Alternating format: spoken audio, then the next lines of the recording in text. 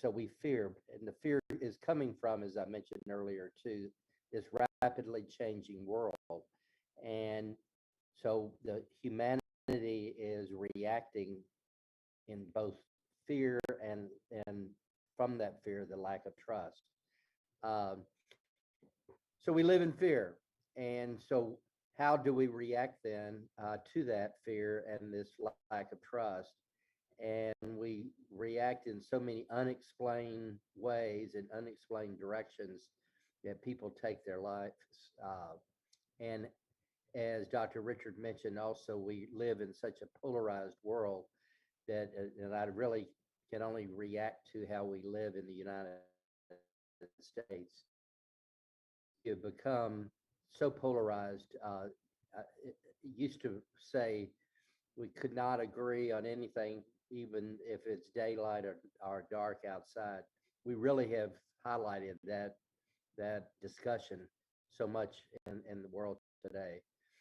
As we live in the scriptures that we are seeing mother turning against daughter, father turning against son, and sons turning against their families, and people now are turning against everyone. Uh, to introduce a new enlightened lifestyle is to bring into that mix of fear and bring into that mix of lack of trust. It percolates to the surface. Who is a messenger? What is the message? All that is going to be so important. But we are at a precipice, I believe, that we are beginning to recognize that something has to change. And again, from my experience in Texas, the Texas legislature this summer, and this has gotten a lot of publicity, has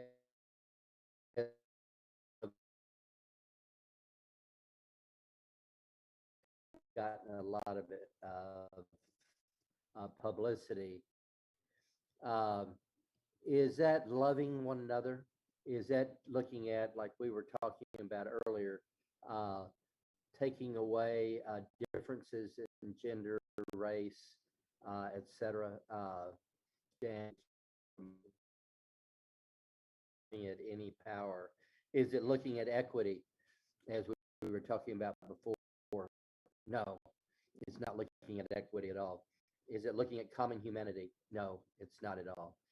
Is it looking at any individual evolution? No, it's trying to keep that away.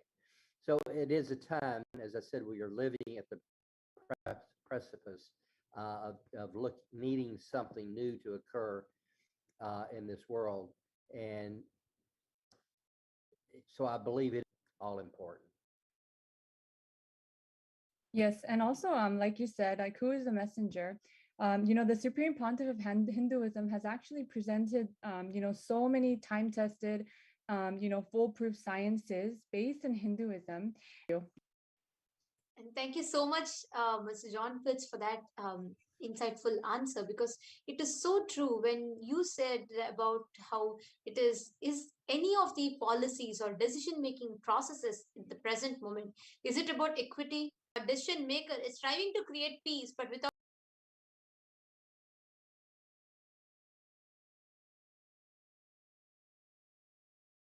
looking at the factors and the components that actually build the piece, the base building blocks, focusing on individual evolution, because it is each and every human being that is the building block to build global peace.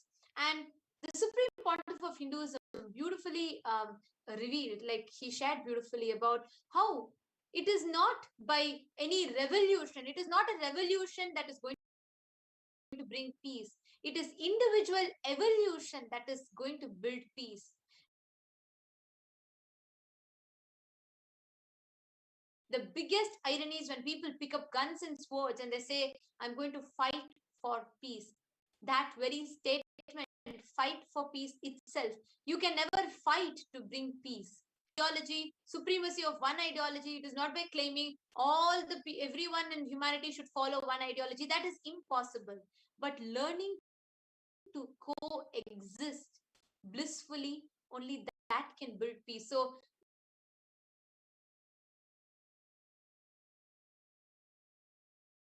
so many of the thoughts that you shared and so many of the as the foundation principles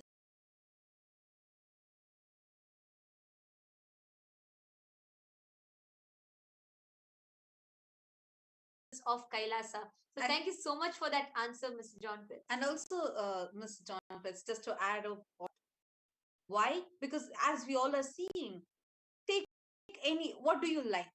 What do we look for? It's all driven based on what the media shows and what the social media is showing to you. And these two things are already controlled by a group of people. So what you are desiring in your life, what should be the goal, what type of things that you want, whether someone else's pressure that is put to us, unknown to us. The problem is none of us are even aware that these are the things. I was so shocked. Actually, I have been brought up in the Nityananda Gurukul, Swamiji's Vedic school that Swamiji has been running. And I have been growing here from the age of 14. And before I joined Gurukul, I never knew, I was time. So very recently, when I got in touch with my friends that were there outside and who were living this life outside, I was shocked. They were playing such violent games where they're enjoying killing people. I was shocked. And I was like, what type of enjoyment is that? And they're so okay with having how it's like a normal thing for them. And I was really shocked. And that's when I realized the very enjoyment that people have has changed. The taste that what we enjoy has changed drastically. People enjoy killing. We may say, okay, this person has murdered someone physically, so you're taking and putting them in jail. But what about the people, the cognition that they are continuously made to cherish? What is the root of all these? When someone is playing video games and they're saying we have such violent video games where you are going to go ahead and kill people, you're going to murder people, and that's what you gain points for. So that's the video games that we see, and people are enjoying that. People are gratified by that, and that is giving them that adrenaline boost. And we expect murders not to happen. So this is how contradictory our society is there currently. And unfortunately, like you were sharing, all of these are so normalized. Like, exactly. Can you imagine TikTok trends? So many alcoholism is so cool, and that is set as trend. Where partying, where having drugs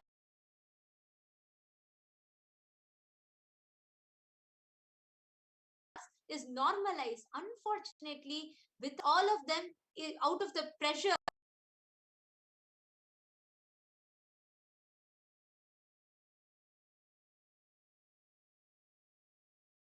of social media, peer pressure, everything in the name of trend. Unfortunately, the wrong, and unfortunately, this is institutionalized where each and every child that is growing in today's world, what is cool? Being on TikTok, doing the trends, doing the latest ones, all of this without even realizing whether it is adding value to their inner evolutions, inner non-violence and self-confidence. Actually, just like to share one thing with all of you. The way how I'm just 22, and so grateful to Swamiji for us to be a part of this such an insightful discussion, and we are understanding how the various different perspectives, what is actually the perspective of peace, and the works that each of you have done that are part of this panel. And I would just like to share with you one small difference in the way how we learn in the Gurukul. How peace-based education, when we say peace-based education, how it's actually peace-based education. I'm pretty sure this Macaulay's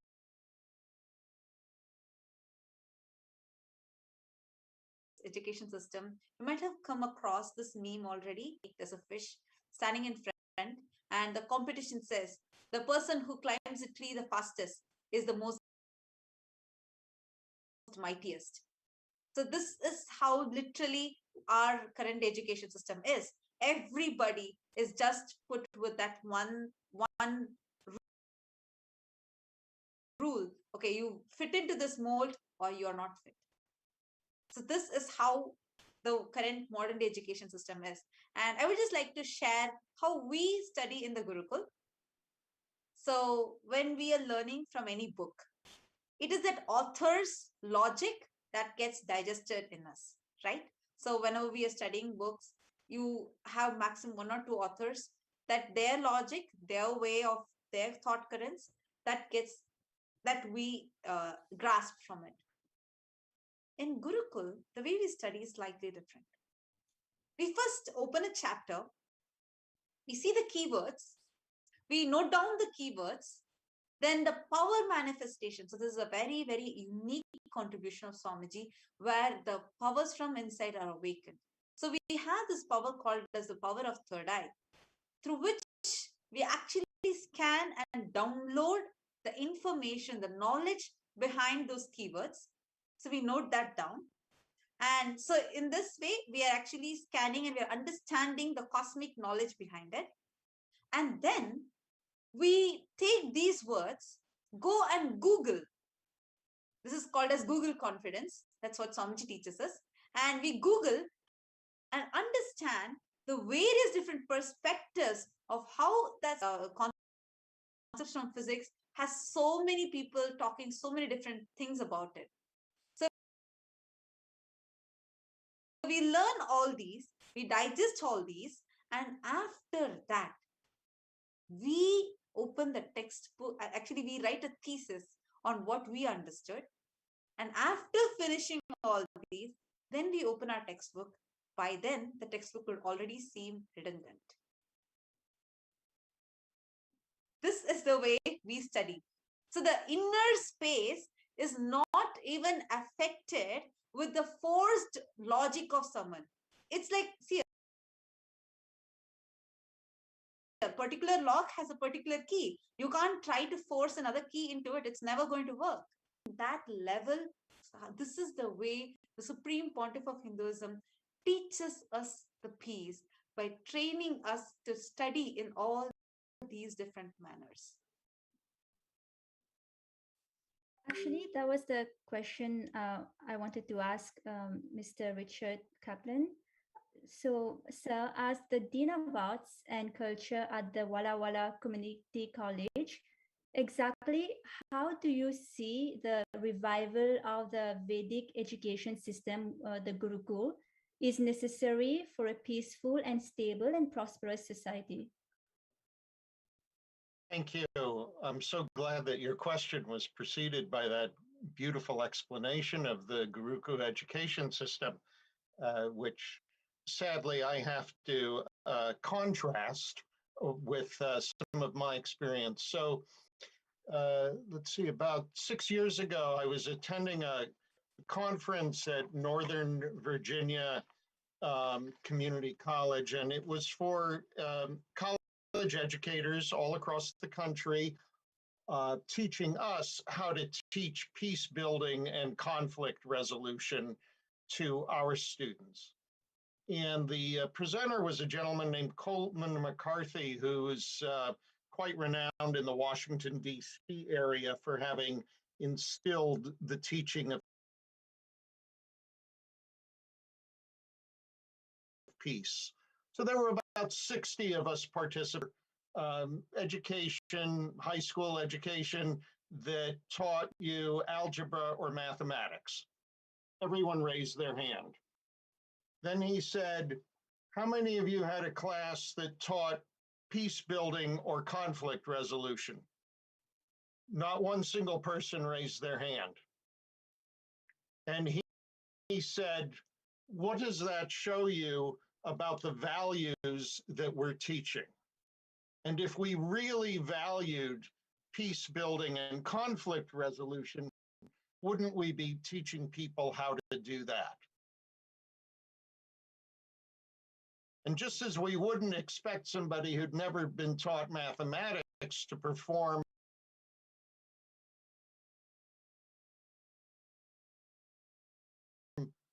calculus, taught how to resolve conflict to be able to do it. Why would we expect people who haven't learned the techniques of peace building to be able to do it? And so now what you have in the United States is an increasing recognition of this. And this is why I think it is the perfect moment for these principles that were just so beautifully described to us about instilling this from the beginning.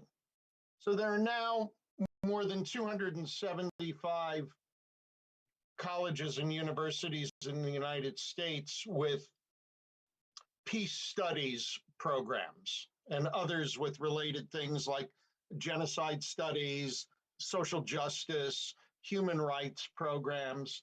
There are about 85 colleges and universities that are granting bachelor's degrees or majors in peace studies, more than 50 with master's degrees, 13 with Juris Doctor or law degrees, several with doctorates in peace studies. So these are helping people learn these principles and how to inculcate them. And it seems to me that this is the perfect moment for the Vedic education trend in higher education now in the United States that's called culturally responsive teaching, or sometimes culturally relevant teaching, CRT for short. This marks a major change in education from an older model, which could be caricatured or oversimplified as the professor as the sage who knows everything and the students as empty vessels who need to be filled with knowledge and who bring nothing themselves. The principle of culturally responsive teaching is that we honor, we acknowledge and we honor and we respect the life experiences, the perspective, the prior knowledge that students bring from their own lives. And we honor them as individuals and we welcome that experience into the classroom.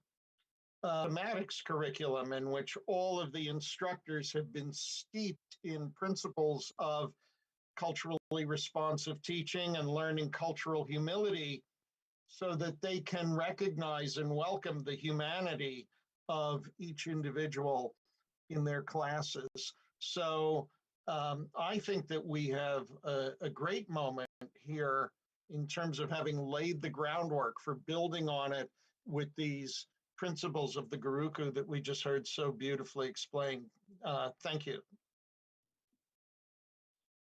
Yes, and I think it's wonderful to see that how the cosmic principles of Hinduism are already being implemented, like how you were saying in the schools. So this is very nice to hear, and it's very wonderful. Thank you so much, Dr. Richard, for your sharing.